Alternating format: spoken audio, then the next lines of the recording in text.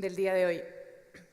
En esta ocasión vamos a invitar a uno de los directores de escena de ópera y de musicales más importantes de Argentina al día de hoy, con una historia en la carrera musical desde muy niño. Integró el coro de niños y luego el coro estable del Teatro Colón de Buenos Aires, antes de desarrollar su carrera como barítono en teatros de América y Europa. Después de retirarse como cantante, el 2005 asumió la dirección artística del Teatro Colón, donde también creó y dirigió la ópera de cámara. Comenzó su actividad como director en escena en el Centro de Experimentación de este teatro. Actualmente es director de la Ópera de Cámara del Teatro Colón, organismo con el que participó del Festival Internacional Cervantino en la ciudad de Guanajuato, México. Queremos dar la bienvenida a este escenario a Marcelo Lombardero.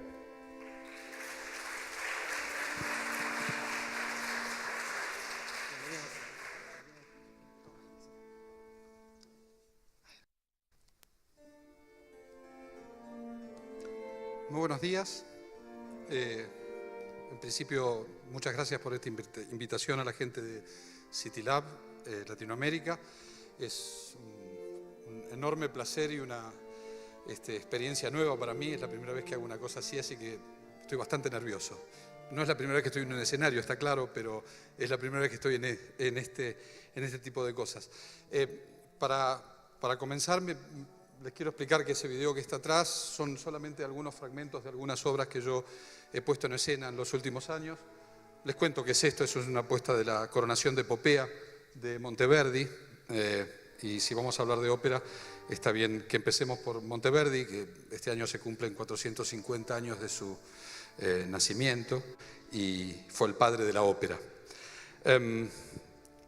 Para comenzar a hablar, me gustaría contarles quién soy, de dónde vengo, porque es importante entender de dónde viene y de dónde es para saber cómo llegó hasta acá. Esta historia comienza con hay un dicho que dice que el hombre desciende del mono y los argentinos de los barcos. Y bueno, esta historia comienza con un italiano, un inmigrante italiano, que llega a la Argentina, a una pequeña ciudad a 500 kilómetros al norte de la capital, de Buenos Aires. La ciudad se llama Paraná, está en la provincia de Entre Ríos. Entre Ríos, como su nombre lo dice, es una provincia que está rodeada de ríos, de su margen occidental el río Paraná, que baja desde el Brasil, y en su margen oriental, como corresponde, el río Uruguay. Cuando se juntan esos dos ríos en el sur de la provincia de Entre Ríos, se forma el famoso delta. Quienes han estado en Argentina o en Buenos Aires conocen el Tigre. Bueno, ese es el final. Esto quiere decir que era un lugar bastante inexpugnable y bastante difícil de llegar. Hasta la segunda mitad del siglo XX había que salir y entrar por un único medio, que era un medio fluvial. Es una zona bastante compleja, con mucho calor, mucha humedad, mosquitos que te saludan, se hacen amigos tuyos durante el trayecto de la balsa. Era muy difícil y muy complicado entrar, pero bueno, ahí llegó quien fuera mi abuelo, se llamaba Lorenzo Anselmi, que era un joven italiano que venía escapando de la guerra y del hambre. Y bueno, entre sus virtudes y sus defectos estaba el amor al arte y a la música. Dilapidó una fortuna familiar haciendo esto, pero nos dejó un bien intangible maravilloso. Mi abuelo fundó un coro y una orquesta en nuestra provincia. La Orquesta Sinfónica de Entre Ríos es producto de su creación. Y hay otra parte en mi vida que es importante, que también la heredo de mi abuelo, que es su interés político y su interés en utilizar la política y la cultura como una manera de mejorar a la gente. Mi abuelo fundó un coro de ópera y una compañía, una especie de compañía itinerante de ópera que andaba por esas zonas. Mi madre se fue a estudiar a Buenos Aires cuando yo era muy chiquito, mis padres se separaron cuando yo era muy chico, o sea que me crié con mis abuelos y mi vida en los primeros años fue acompañar a mis abuelos en sus giras, o sea que nací casi en un teatro. Después, de chico me fui a vivir a Buenos Aires, entré al coro de niños del Teatro Colón, después canté en el coro grande, fui solista, como contaron ahora, me dediqué a la dirección de escena de teatro, fui director de teatro, tuve todos los vicios, como se dice, de alguna manera. Ocupé todos los lugares dentro de una institución. Y me formé en una escuela pública, en una universidad pública y en un instituto superior de arte, en el Instituto Superior de Arte del Teatro Colón, que es una entidad pública, una de las pocas que queda en la región, en donde hay una formación completa de los artistas que se dedican al teatro musical y a la ópera, al ballet y a la música en particular. Este soy yo, acá estoy. Pero lo que más me interesaba era tratar de hablar, de alguna manera, venía reflexionando en cuál es el sentido hoy de hacer un arte como el que yo hago. ¿Por qué y para qué y cómo hacer teatro musical, ópera, y para qué sirve eso y cómo eso redunda en un beneficio, en algún beneficio para la sociedad. Hablábamos de Monteverdi y en principio uno tiene que pensar qué es esto de la ópera. Yo no me gusta mucho el término ópera, porque no significa mucho. Ópera significa obra en italiano. En realidad es una digamos, reducción de un término que fue el término que se acuñó cuando se inventó este espectáculo, que era ópera in música, obra en música, o sea, una obra de teatro cantada. Desde inmemoriales el canto nos acompaña, el hombre en principio desde tiempos inmemoriales se juntó alrededor de una fogata a la noche, cuando terminaba el día, a cantar, a hacer sonidos, a acompañarse con las palmas en un principio, con partes de su cuerpo. Y eso nos acompaña desde tiempos inmemoriales, como decía. Y si además de eso uno entiende que todo lo que aprende la humanidad es a partir de la imitación, y me voy a robar una pequeña idea, y que lo que uno viste en realidad es un traje que se pone para representarse y para protegerse. El teatro nos acompaña desde tiempos inmemoriales y cualquier relación, esta es una opinión muy personal, cualquier relación que emprendemos entre dos personas tiene que ver con el teatro y tiene que ver con la representación. Dicho esto, el teatro musical tiene una importancia en este mundo, para mí, en el sentido que cuando una palabra y una música están claramente consustanciadas, no hay una idea más fuerte que ella. Cuando nosotros hablamos de teatro musical, a mí me gusta hablar de un idioma que se comprende con dos lenguajes distintos. Cuando nosotros leemos un texto fríamente, solos, nosotros le ponemos esa subjetividad al texto al que estamos leyendo. Está nuestra subjetividad por delante. En el caso de la música y la traducción de esa música, la subjetividad ya está puesta. ¿Qué quiero decir? Cuando un compositor piensa un sonido determinado para una palabra determinada, piensa una altura, una dinámica, una armonía, algo que cuando nosotros leemos un texto lo ponemos desde nosotros. Mi trabajo Mi trabajo es traducir esa subjetividad. No sé si soy claro en lo que estoy diciendo. Vuelvo a repetirlo porque me parece que es importante. Nosotros podemos leer una palabra, por ejemplo, amor. Yo acabo de decirla, amor. La dije bajo, grave, rápido. Y fue como subjetivamente yo la pensé para decirla en este momento. El compositor, ya sea de teatro o de música o de canciones, piensa esa palabra hacia un lugar único, que tiene que ver con su subjetividad y lo que quiere decir. Nuestra tarea es traducirlo a eso para que el público lo vea. Eso por un lado, y eso es muy importante tener en cuenta. Lo voy a dejar aquí porque voy a volver a hablar de esto. Y voy a tratar de explicar un poco qué significa, qué es esto de la ópera. ¿Yo me podría mover un poco? Porque me siento en una especie de interrogatorio policial. Es un problema de director de escena que no soporta las luces. Todo eso lo hacemos con los artistas, pero bueno, nosotros somos distintos. Por eso me dediqué a esto. Es interesante hacer un poquito de historia, no quiero hacer un curso de historia del arte ni de la música, pero es entender qué es esto de la ópera y cómo nació y por qué nació.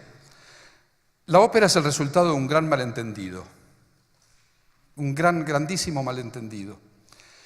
La ópera o el espectáculo teatral musical como nosotros lo conocemos, porque esto no es cierto que solamente ocurrió en Occidente y que este es el único teatro musical que existe, pero digamos este tipo de espectáculo, como les decía, nació hace más de 400 años en el norte de Italia, en una sociedad que necesitaba representarse, en donde había una nueva aristocracia que llegaba a cambiar el orden de las viejas casas de los señores feudales y demás, y necesitaban una representación propia.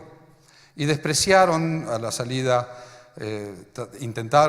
despreciaron toda la cultura que venía hasta ese momento y que le daba el sustento a una clase dominante. Y para eso intentaron, como siempre, uno intenta pararse en un lugar del pasado para recrear el presente. Esto es una forma que los humanos hemos tratado en todas las épocas para entendernos a nosotros mismos. Y pensaron en el teatro clásico a desmedro, estamos hablando del norte de Italia, de la mirada del teatro clásico griego, de la mirada de Roma, alrededor de un ideario cultural. Y entonces dijeron que la manera teatral más pura que había era del teatro clásico griego.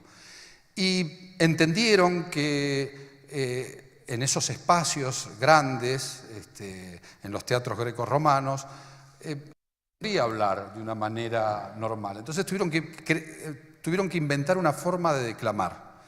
Y ahí en Florencia, a fines del 1500, inventaron una cosa que se llamaba recitar cantando. O sea, recitar cantando. Si una persona declamaba un texto de una manera menos entonada.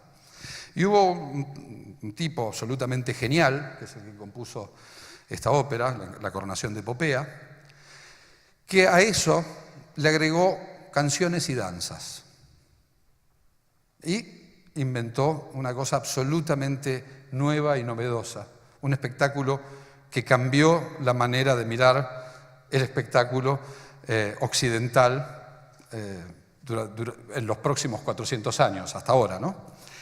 Esa primera obra se llamaba Orfeo, o sea, la idea era contar la historia, una historia clásica, pero además que uniera la poesía y la música. Y en el mito de Orfeo estaban puestas las dos cosas. Había un problema, un pequeño problema, que es que este espectáculo se hizo para celebrar las bodas de un de un noble de Módena, de los Gonzagas, la hija de los Gonzagas. Y la verdad es que contar la historia de Orfeo, ¿no?, de un tipo que se le muere la mujer y que se va al monte pederasta, renuncia a la mujer y terminan matándola, no daba para una boda, estaba medio complicado, pero bueno, ya empezamos a fantasear y a traicionar la historia para hacer un espectáculo. Entonces, este Orfeo no se va al monte pederasta, no es destrozado por las vacantes, sino que baja Apolo y se lo lleva al Parnaso y es feliz, ya no con su mujer, sino con Apolo. Es rarísimo, ¿no?, para una boda, es rarísimo. Yo cada vez que he pensado en esta obra digo, bueno, ¿qué estamos diciendo? A partir de ahí, la ópera, hay que pensar que a esta primera ópera la vieron 200 personas y fue un gran éxito, un éxito arrollador, 200 personas dicen. Al otro día hubo que reponerla, debe haber habido 500 personas. Pero el problema es que el señor de la ciudad de al lado dijo, qué lindo ese espectáculo que hicieron para las bodas de los Gonzaga, ¿por qué no hacemos uno parecido? Y esto se empezó a replicar en toda la corte del norte de Italia, hasta que baja a Roma. Y en Roma, como una gran metrópoli, una gran capital, se pone sofisticado. Y empiezan además a cantar los cantantes cercanos al Vaticano. Una cosa que es muy interesante de entender y de pensar para la época, tiene que ver con la aparición de los castrati, los castrados. Yo siempre me pareció un hecho bastante aberrante que se mutilara gente para el goce estético de una clase y una casta. O sea, un castrato era una persona a la cual se la mutilaba para que mantuviera sus condiciones vocales. Esto lo hacía la iglesia, porque los primeros castratos eran cantantes de coros de iglesia. Y la gente que se encargaba de esto eran gente de la iglesia. Esto funciona tan así que en Roma estaba prohibido que las mujeres cantaran en los teatros, con lo cual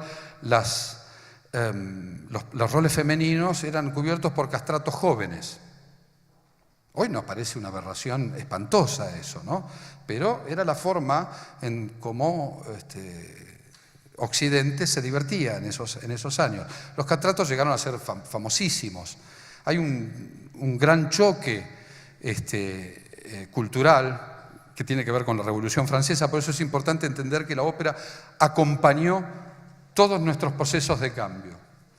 En la Revolución Francesa claramente era de un castrato divirtiendo a la aristocracia, no era ya políticamente correcto y los castratos pasaron a quedar fuera de moda y aparece otros tipos de voces, otro tipo de cantantes y otro tipo de artistas.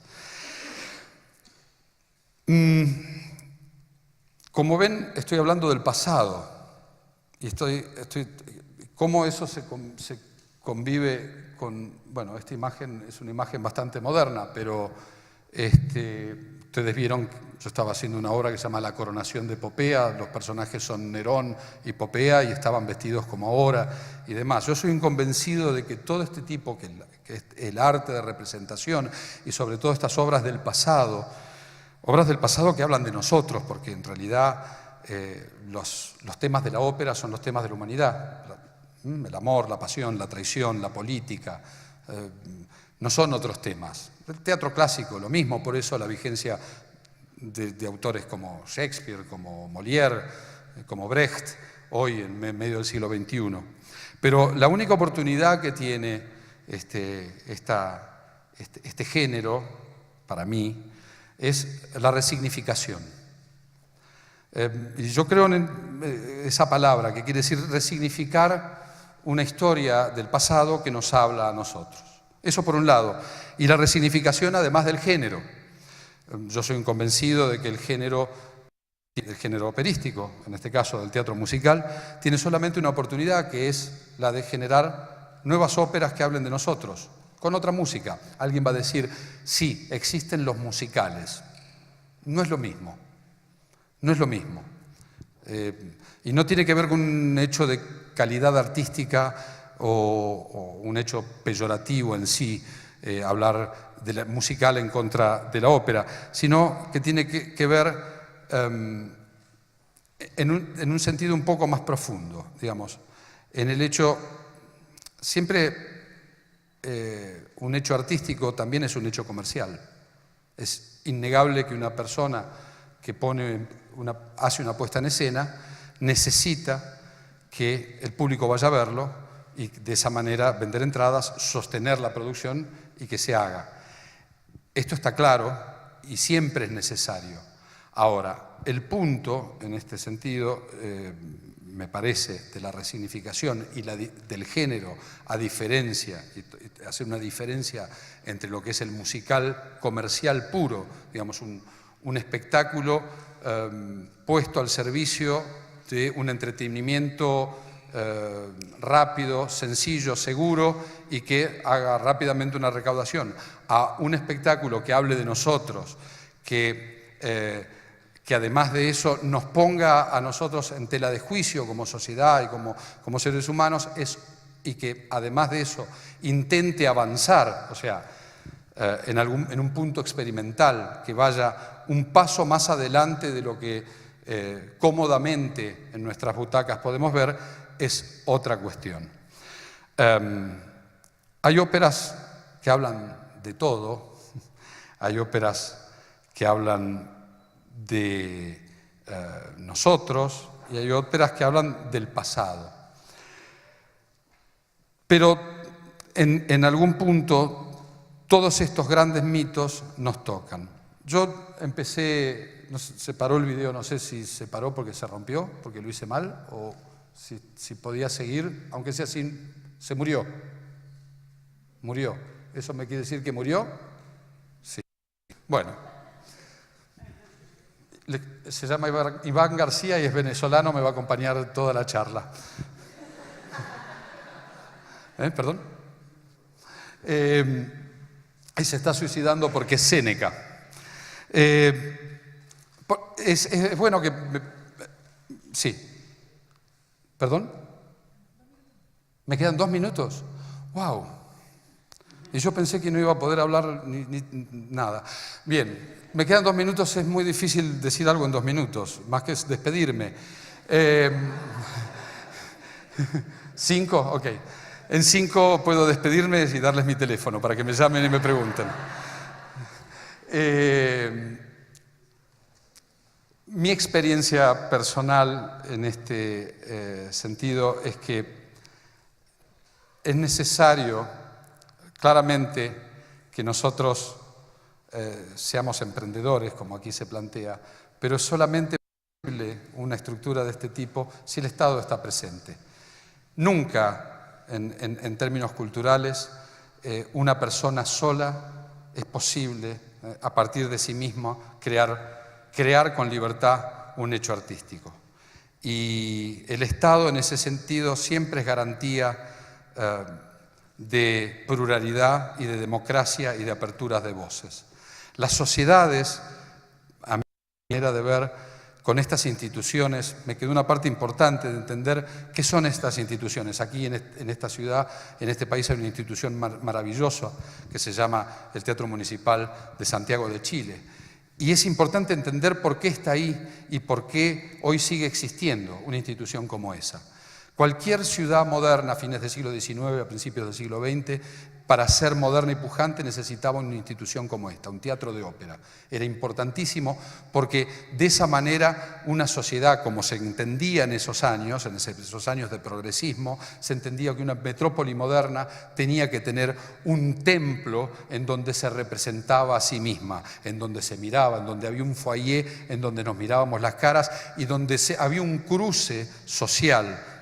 Desde la clase más baja hasta la clase más alta, se juntaban en este lugar laico y libre para presenciar un espectáculo que los representaba. Esta es la idea de por qué nacen estas instituciones. Por supuesto, hoy es distinto, porque ya es muy difícil que la gente vaya al teatro cuando hay YouTube. El desafío para nosotros, y para mí en este caso, es cómo, para en las generaciones que vienen, lograr que este tipo de espectáculo, ya no hablo de la ópera, hablo del teatro general o las artes representativas en general, que son generalmente esto que estamos viendo ahora, un emisor y un transmisor y un público que pasivamente escucha o recibe lo que el artista le da. Hoy en día, en un mundo interactivo, en un mundo en donde perder 1, 2, 3 horas sentados en una platea así fríamente parece una pérdida de tiempo, vivimos compelidos a estar mirando 3, 4, 5 cosas a la vez. El desafío para las generaciones que vienen, de la gente que hacemos teatro y artes representativos, es esto. ¿Cómo les decimos a las generaciones, estas generaciones tan interactivas? Yo tengo una hija de 13 años que su espectáculo preferido es YouTube. ¿Cómo la saco de YouTube a esa generación y la siento en un teatro? Pasivamente, a que reciba este mensaje y que se vaya a su casa pensando. Este es el desafío en el cual yo me siento compelido a partir de este género, que parece ser un género antiguo, pero es un género vivo, es un género moderno, es un género que habla de nosotros. Me pasé seguramente los 5 minutos, lamento, hubiera querido explayarme un poco más y me hubiera encantado que el video funcionara. Forma parte del equívoco. Muchas gracias y gracias por la invitación.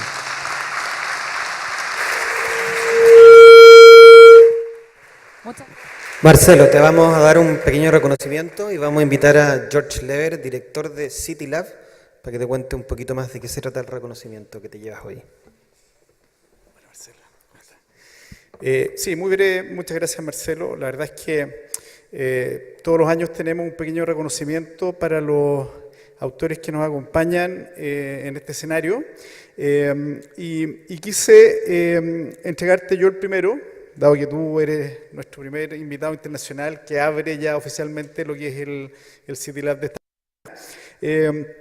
para explicar muy brevemente el contexto de este reconocimiento. Es por supuesto un recuerdo de este momento, de la experiencia que ha significado estar aquí, pero también es, como decía, un reconocimiento porque la curatoría de este encuentro está basada en que los expertos de cada una de las disciplinas, que aprovechamos de agradecerle una vez más, que forman parte de este comité curatorial, nos ayudan a ver a las personas que queremos convocar a que compartan este escenario y esa convocatoria tiene mucho que ver con lo que están haciendo esas personas y con el trabajo que han desarrollado durante el último año. Entonces este reconocimiento tiene que ver con eso, o sea, más allá de las palabras interesantísimas que has compartido con nosotros, es un reconocimiento a la labor y al rol que has tenido, en este caso ya a nivel latinoamericano. Y el reconocimiento no es un reconocimiento cualquiera, normalmente le pedimos a alguno de los autores que también va a formar parte de este escenario, que nos comparta una obra que finalmente es la que plasmamos en este pequeño recuerdo, así como también lo hicimos con la imagen del evento. Ustedes han visto el flyer o los afiches. Bueno, esa es una obra de una artista que va a estar invitada también mañana a compartir acá, que es Ledania de Colombia. Y esta obra en particular, que forma parte del reconocimiento, es una obra de un muralista chileno, Dasic Fernández. Es uno de los muralistas, yo diría, tal vez el más importante en nuestro país. Él reside afuera y ha sido un gran representante del muralismo y el arte urbano chileno en el mundo. Y él nos ha convidado a esta obra, yo imagino que ustedes no la alcanzan a ver, pero ahí la vamos a compartir, que es una obra de este año que se llama The Covenant y que forma parte del reconocimiento. Muchas gracias, Marcelo.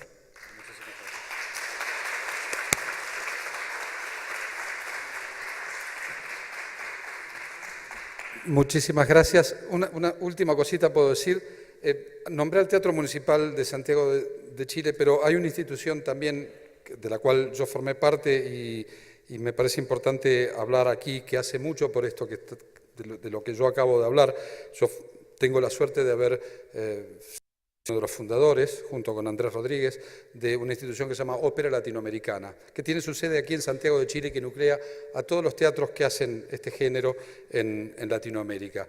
Y es una institución de la que formo parte y me siento orgulloso. Quería decirlo nada más. Gracias. Gracias a ustedes. Muchas gracias, Marcelo. Solo decir que luego viene que te quedes cerca, no te vayas tan lejos, que después vas a tener que volver al escenario, porque vamos a hacer una ronda de conversación y de preguntas.